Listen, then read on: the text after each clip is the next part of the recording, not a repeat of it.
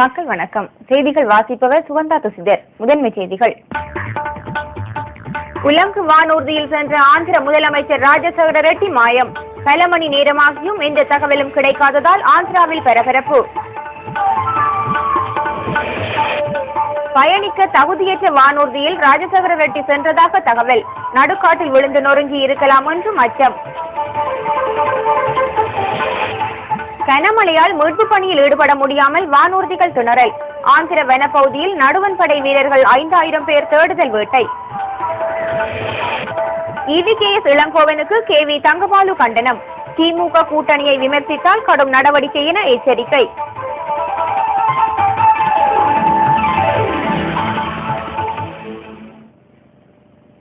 விரிவான செய்திகள். ஆந்திர முதலமைச்சர் ராஜசேகர ரெட்டி பயணித்த ஹெலிகாப்டர் எனப்படும் உலங்கு வானூர்தி திடீரென மாயமானது. மோசமான வானிலை காரணமாக ஆந்திர வனப்பகுதியில் வானூர்தி விழுந்து நொறுங்கி இருக்கலாம் என அஞ்சப்படுகிறது.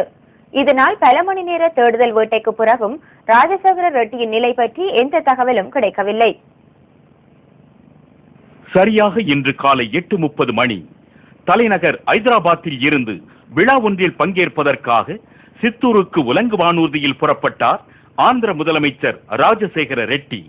அந்த வானூர்தியில் ராஜசேகர ரெட்டியின் பாதுகாவலர் ஒருவர், உயர் அதிகாரி ஒருவர் மற்றும் 2 வானூர்தி ஓட்டிகள் என மொத்தம் 5 பேர் பயணித்தனர். 10:45 மணிக்கு தரையிறங்க வேண்டிய அந்த உலங்கு வானூர்தி குறிப்பிட்ட நேரத்தில் சித்தூருக்கு வந்து சேராததால் அதிகாரிகள் அதிர்ச்சி அடைந்தனர். வானூர்தி ஓட்டிகளுடன் தொடர்பு கொள்ள முயற்சித்த அதிகாரிகளுக்கு ஏமாற்றமே மிஞ்சியது.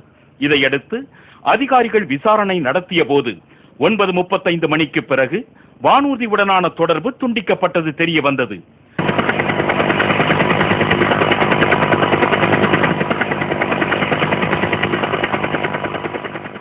உடனே சுதாரித்துக் கொண்ட ஆந்திர அதிகாரிகள் நடுவண் அரசுக்கு தகவல் தெரிவித்தனர். தேடுதல் வேட்டையில் தனியார் மற்றும் ராணுவத்திற்கு சொந்தமான 7 வானூர்திகள் உடனடியாக ஈடுபடுத்தப்பட்டன. அதே நேரத்தில் மோசமான வானிலை காரணமாக கர்னூல் மாவட்ட வனப்பகுதியில் ராஜசேகர ரெட்டி சென்ற வானூர்தி தரையிறக்கப்பட்டதாக ஆந்திர அரசு தெரிவித்தது. ஆனால் நடுவண் உள்துறையோ ராஜசேகர ரெட்டி குறித்து எவ்வித தகவலும் இல்லை என கூறியது. இந்த முரண்பட்ட அறிவிப்புகளால் குழப்பம் ஏற்பட்ட நிலையில் வானூர்தி தரையிறக்கப்பட்டதாக கருதப்படும் வனப்பகுதி நக்சலைட்டுகளின் ஆதிக்கம் நிறைந்த ராயலசீமா பகுதியாகும். இதனால் நக்சலைட்டுகளால் రాజశేఖర రెడ్డికి ఆపత్తు ఏర్పట్టిరుకుమా என்ற సందేహமும் எழுந்திருக்கிறது.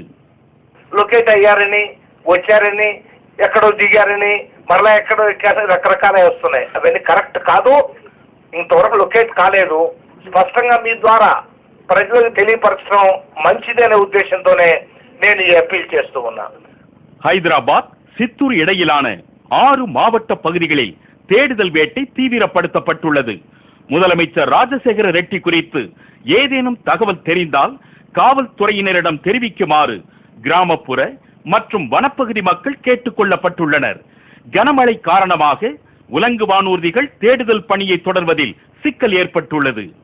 Our appeal to the people who are in the interior areas, in the rural areas, in the forest areas, if the Chenchos, if the people living in the forest, the officials in the forest department, the police department, revenue, kindly help us. If you get any signal, any reliable information, contact the nearest police station.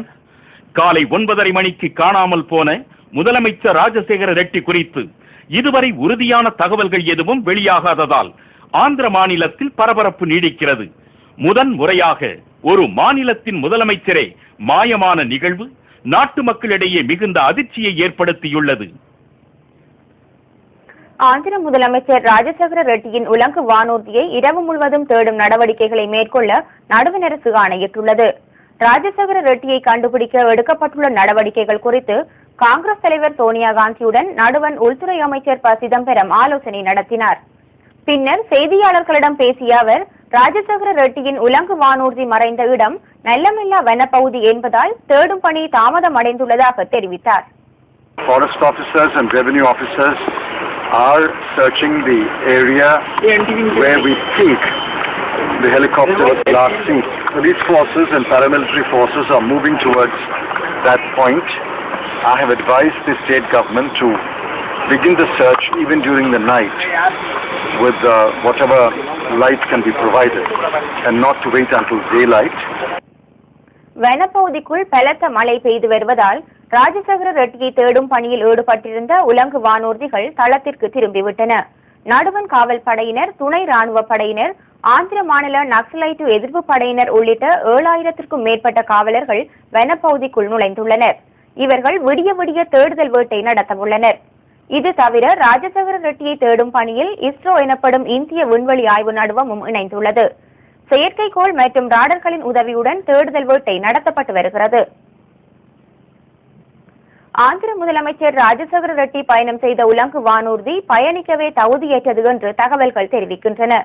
Rajasekhara Reddy பயணித்த bell 430 ரக உலங்கு வானூர்தியின் தகுதிச் சான்றிதழ் கடந்த 2 ஆண்டுகளாக புதுப்பிக்கப்படவில்லை என்பது தெரியவந்துள்ளது. பயணிக்கவே தகுதியில்லாத உலங்கு வானூர்தியில் முதலமைச்சர் பயணம் செய்த தகவல் அதிர்ச்சியை ஏற்படுத்தியுள்ளது. முதலமைச்சர் ராஜசேகர ரெட்டியை தேடும் நடவடிக்கைகள் குறித்து சட்டத்துறை அமைச்சரும் ஆந்திர மாநில காங்கிரஸ் பொறுப்பாளருமான வீரப்ப மொய்லி காங்கிரஸ் தலைவர் சோனியா காந்தியை சந்தித்து விளக்கினார். We are all awaiting. The search team is on, both from the army and also from the Home Ministry. And Mr. Rosaya and one more minister, they have also given a call because to people, maybe in the thick forest, if they can also involve themselves. Rajasekhara Reddy மாயமானது குறித்து காங்கிரஸ் தலைவர் சோனியா காந்தி அதிர்ச்சி தெரிவித்துள்ளார். நிலைமை கவலை அளிப்பதாக காங்கிரஸ் கட்சி கூறியுள்ளது. ஆந்திர எதிர்க்கட்சி தலைவர்கள் சந்திரபாபு நாயுடு, சந்திரசேகர ராவ், நடிகர் சிரஞ்சீவி உள்ளிட்டோரும் கவலை தெரிவித்துள்ளனர். திமுக உடனான கூட்டணியை தொடர்ந்து விமர்சித்து வந்தால் EVKS இளங்கோவன் மீது கடும் நடவடிக்கை எடுக்கப்படும் என்று தமிழக காங்கிரஸ் தலைவர் KV தங்கபாலு எச்சரித்துள்ளார். சேலத்தில் இன்று செய்தியாளர்களிடம் பேசிய அவர், திமுக காங்கிரஸ் கூட்டணி கொள்கை அடிப்படையில் உருவானது என்றும் இதனை எந்த சக்தியாலும் பிரிக்க முடியாது என்றும் கூறினார். கட்சி விவகாரம் தொடர்பாகவோ கூட்டணி பற்றியோ விமர்சனம் செய்தால் அவர்கள் கடுமையான விளைவுகளை சந்திக்க நேரிடும் என்றும் தங்கபாலு எச்சரித்தார். இளங்கோவன் கூட்டணியை பற்றி தனிப்பட்ட விமர்சனம் செய்கிற உரிமை அவர் கிடையாது. கூட்டணி தர்மத்துக்கு மீறி யாராவது செயல்பட்டால் நண்பர் இளங்கோவன் உள்பட அவர்கள் மீது காங்கிரஸ் தலைமை நடவடிக்கை எடுக்க தயங்காது. தமிழகத்தில் மதுவிலக்கு செயற்படுத்துவது தொடர்பான கேள்வி ஒன்றுக்கு பதிலளித்த தங்கபாலு, ஒரு மாநிலத்தில் மட்டும் மதுவிலக்கு செயற்படுத்த முடியாது என்றும் நாடு முழுவதும் நடைமுறைப்படுத்தினால்தான் சரியானதாக இருக்கும் என்றும் கூறினார். நடுவன் மற்றும் மாநில அரசுகள் இதற்கான நடவடிக்கைகளை எடுக்க வேண்டும் என்றும் தங்கபாலு கேட்டுக்கொண்டார்.